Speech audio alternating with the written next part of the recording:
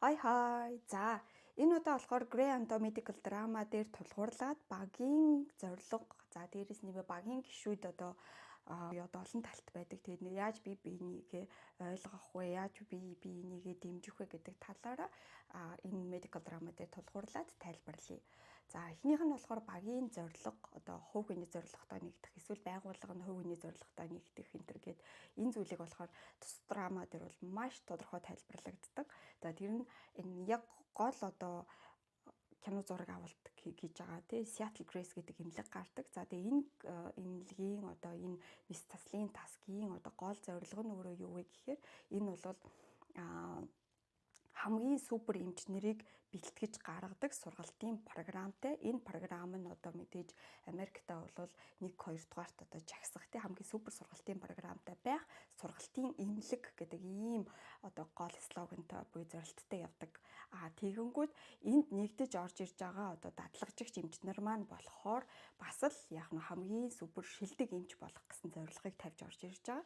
Тэгэхээр нэг талд нь шилдэг эмчийг бэлтгэх, нөгөө талд нь шилдэг эмч болох гэдэг энэ хоёр зорилго чинь өөр ингээ уулзахаараа одоо тэр нөгөө нэг байгуулгын зорилго, хувь хүний зорилго хоёр ингээ яг бие бинийгээ ингээ дэмжиж явах хамгийн гоё одоо нийцэл болж байгаа байхгүй. Тэгэхээр жишээнд одоо магадгүй видеог үзэж сууж байгаа та одоо юу гэдгийг те ихтлгийдээ одоо хувь нэмрээ оруулах, хоккейг хувь нэмрээ оруулах ч юм уу те эсвэл ус одоо юу гэдэг энэ дээр ингээ хувь нэмрээ оруулах ийм хүсэлтэй зорилготой байж болно. Тэгвэл та одоо жишээ нь те доктортой хөгжлийн бодлогыг баримталдаг байгууллагад ажилд ордог ч юм уу те sustainability-г одоо эрхэмлдэг байгууллагад ажилд ороход таны зорилго байгууллагын зорилго хоёр нэгдэнэ гэсэн үг байна. Үгүй бол та одоо жишээ нь үгүй те түүх бүтээх те инновац одоо юу гэдэг шин зүйлүүдэд оролцох те одоо янз бүрийн сорилтуудыг авах ийм сонирхолтой байгаа бол магадгүй одоо олон улсын хөгжлийг, дэлхийн хөгжлийг Монголд ч юм уу те хамгийн анх удаа шин технологиудыг нэвтрүүлэх одоо шинэ бүтээгдэхүүнүүдийг санал болгох ийм зорилготой те инновацид тулгуурласан байгууллагад ажилд орох юм бол та эрийн зорилго нэгдэнэ гэх мэтчлэнгээр байх хэрэгтэй байна л те. Хамгийн эхлээд чи өөрөө юу хүсэж байгаа вэ гэдгээ тодорхойлоод тэгээд яг тэрэнд чинь нийцсэн байгууллага байна уу, тэр байгууллагын зорилтын дотор чиний хүсэж байгаа зүйл байна уу гэдгийг ингээ гаргаж аваад ингэх юм бол та ажилд ороод ямар ч одоо жишээ нь юу гэдгийг сорилтуудтай тулгарсан, ямар ч багтаа тулгарсан юутэй ч байсан хамаагүй таны зорилго тэдгэрийг буц цохиод гарахад одоо бэлэн тийм таны хүчтэй болгоно гэсэн. Тэгээ энийг бол энэ medical drama дээр бол маш тодорхой харуулдаг.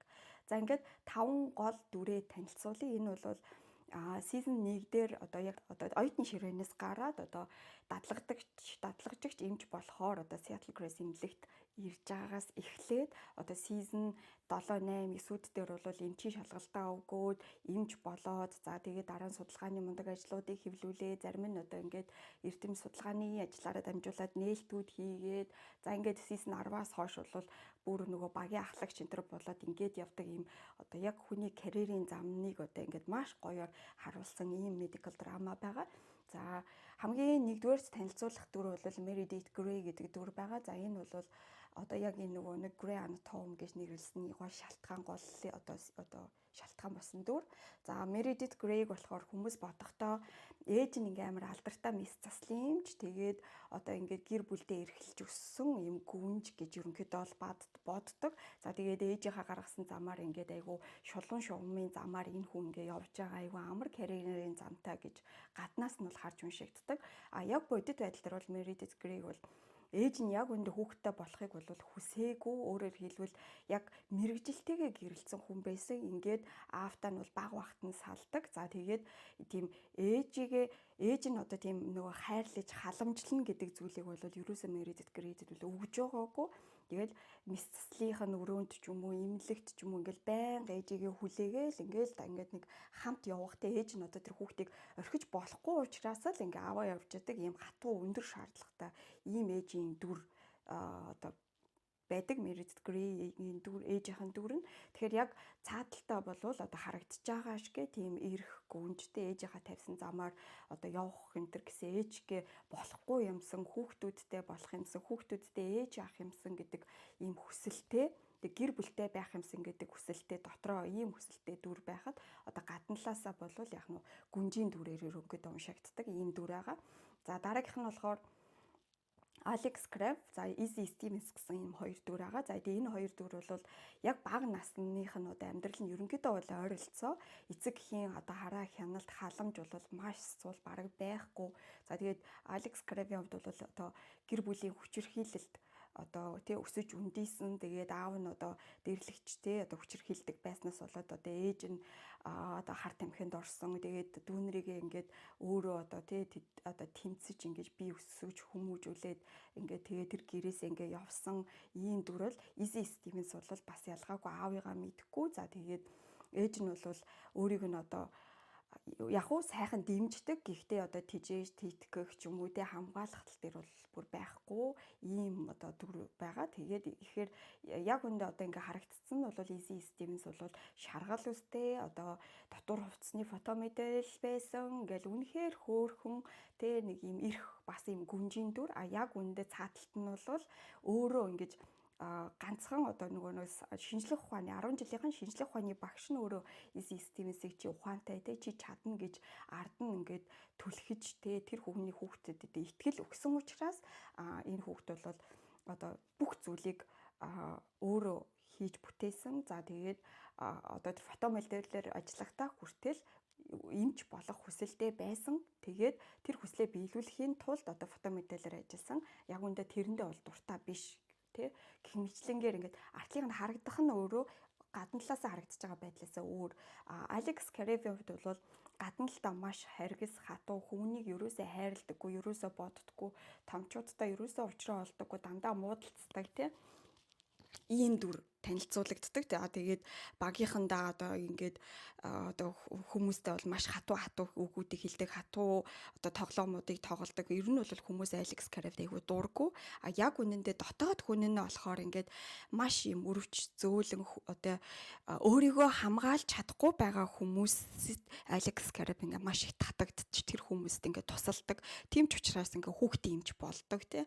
За дараагийнх нь болохоор Кристине Янг байгаа. За Кристине Янг гэдэг бол арт талд нь одоо гэр хүүхд насныхаа талаар тэгж их гардаггүй. Ягаад гэвэл Кристине Янг бол зориг төвтэй дүрээр танилцуулагддаг. Анханасаа л одоо хамгийн одоо топ буюу хамгийн шилдэг одоо мис заслын эмч болох гэд тий. Тэгээд тийм учраас одоо хүүхдтэй болохоос бол бүрэн татгалцсан.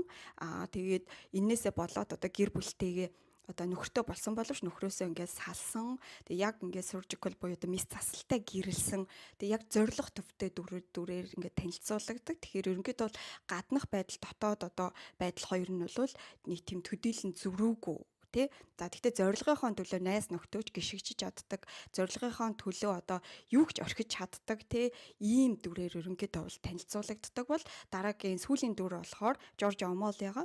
За Омолиг бол гаднаас нь харахад ийм замбрааг үстэй, царай муутай, тэгээд ийм салан палан нэг тийм дүрээр танилцуулагддаг боловч яг үнэндээ бол яг дотоод хүн нь болохоор ах нартай. Тэгээ ах нар нь бол анд дуртай. Тэгээ өөрөө бол анд дурггүй, гэр бүлийнхэн ганцаархан смарт буюу ухаалаг нь.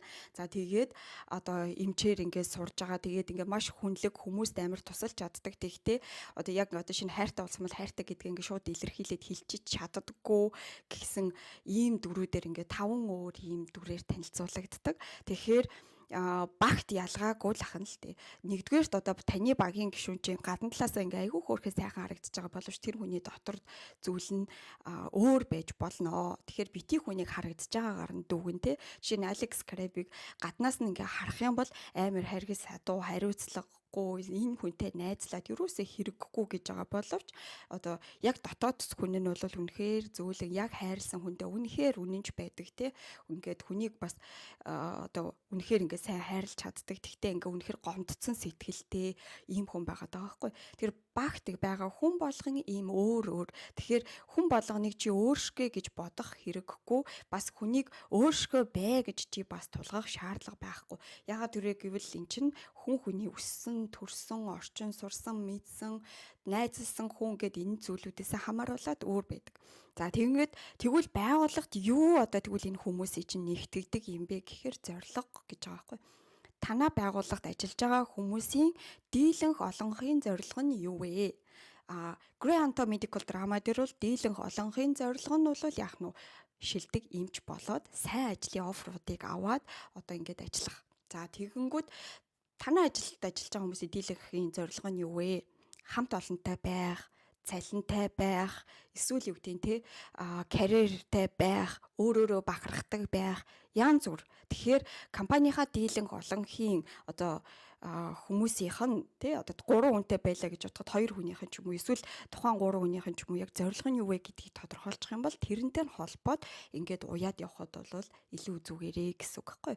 За тэгээд энэ дээр ингээд яг үргэлж гол хилдэг зүйл нь юу вэ гэхээр одоо энэ 5 гол дүр маань өөрөө хоорондоо ингээ муудаж сайдан тэ бие бинийгээ үзээ ядаад бие бинтэйгээ ингээ харьцахгүй байх үеуд байна. Бүгдээрээ нийлээд дүрм зөрчих үеуд байна. Эсвэл хин нэгэн хүн дүрм зөрчиж байхад нөгөөдхөө одоо манайхаар ингээ ховлж байгаа. Гэхдээ энэ нэг талаараа энэ чи зөв байхгүй. Яг тэргүүл одоо буруу зүйл хийж байгаа учраас тэнэлт нь шудраг бүгдээрээ өрсөлдөж байгаа учраас энийг шудраг байлыг бий болгож байгаа учраас энийг ингээд алдааг нь хэлж байгаа ч юм уу те. Ингээд маш олон зүйлсүүд гардаг.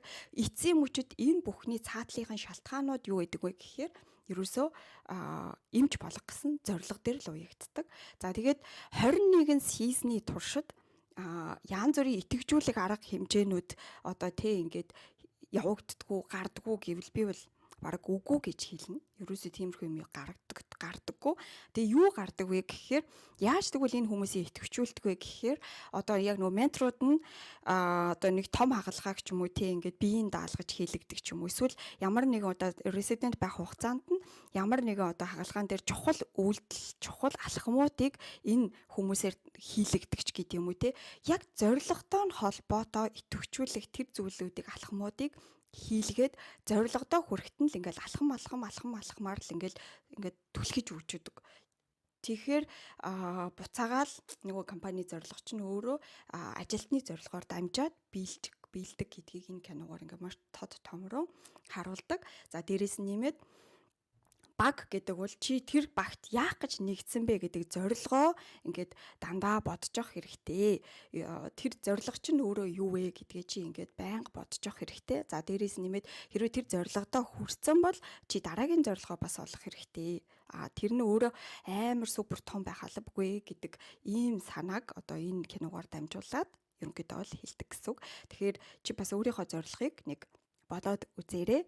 За тэгээд миний нэг сүүлийн 3 жилийн зорилго гэх юм 3 гаруй жилийн зорилго бол би ингээ англи хэл суртлаа. Монгол кино үзэхгүй гэж өөртөө хэлсэн. Тэгээд нөгөө нэг чихээ онгоолгох зорилгоор ингээд одоо энэ Grey Anatomy-г үзэж эхэлсэн шалтгаан ч гэсэн тэр ахгүй юу ингээд айгу олон сизонтай байсан учраас үзэж эхэлсэн. За тэгээ яг үндэ одоо бол монгол кинонуудыг би одоо үзээд эхэлж байгаа. Яагаад вэ гэхээр яг англи хэлгүй хүмүүсийн хажууд би англи хэлтэй дэжгүй англи хэлтэй. Сайн англи хэлтэй хүмүүсийн хажууд бол би англи хэлгүй, муу англи хэлтэй. За тэгээд үнэхээр супер англи хэлтэй болох уу? Эсвэл одоо жишээ нь юу гэдгийг яг энэ видео хийхин тулд иймэрхүү судалгаануудыг ч юм уу те ингээд хийгээд одоо баримтуудыг хийгээд те одоо сургагч багш болохдоо шаардлагатай юмдаа цагаар зарцуулах уу гэдэг хоёр сонголт надад гарч ирсэн. Тэгэхээр би хоёр дахь сонголтоо хийсэн гэсэн үг зорилгоо одоо энэ хүрэхэд бол за болно. Энээс хойш бол одоо судлаачаараа сураа явахад ингээ англи хэл нь бол ингээ мартагдахгүй яваад болно гэж үзэж байгаа учраас одоо бүр амар супер үнэхээр жоохон 20 эдтэй байсан бол бүр төгс англи хэлтэй болоод одоо магадгүй супер орчуулагч болоод явъя гэж бодох бах. Тэгэхээр би бол одоо буцаж очиод одоо орчуулагч хийгээд явахгүй учраас өөрийнхөө одоо дараагийн зорилго руу хийсэн байна. Тэгэхээр таны бас зорилго юу вэ? Тэрийгэ тодорхойлоо. Тэгээ баг дотроо таны оршиж байгаа үндэс чинь юу вэ гэдгээ тодорхойлчих юм бол заримдаа одоо дандаа л ад жаргалтай байхгүй энэ кинон дээр ч гэсэн ялгаагүй бүх дөрүүд унж босож хоорондоо муудаж сандаж эргээд нэгдэн тэгэл бутарна зарим нь орхиод явна гэл амар олон зүйлүүд гардаг. Тэр танаа багт ч гэсэндээ чамд ч гэсэндээ энэ зүйл бас тохиолдно. Тэгэхээр тэр тоолонд чинь чамайг хамгийн зөв өдөөж өгөх зүйл бол юу вэ гэхээр таны зорилго байна гэсэн үг байна л дээ. Ингээд зорилгоо тодорхойлоорой. Тодорхойлцсон бол ер нь цаашдаа явхад хэр хол байна гэж бас нэг дүгнээд үзээрэй. Өнөөдрийн бичлэг энд хүрээд дуусаж байна. Таны карьерийн алхам бүр тамд байхыг хичээн. Тэгээ танд хэрэгтэй типүүдийг бас өгөхийг хичээх болно. Өнөөдөр суралцаад маргааш туршицгаая. Өдрийг сайхан өнгөрүүлээрэй.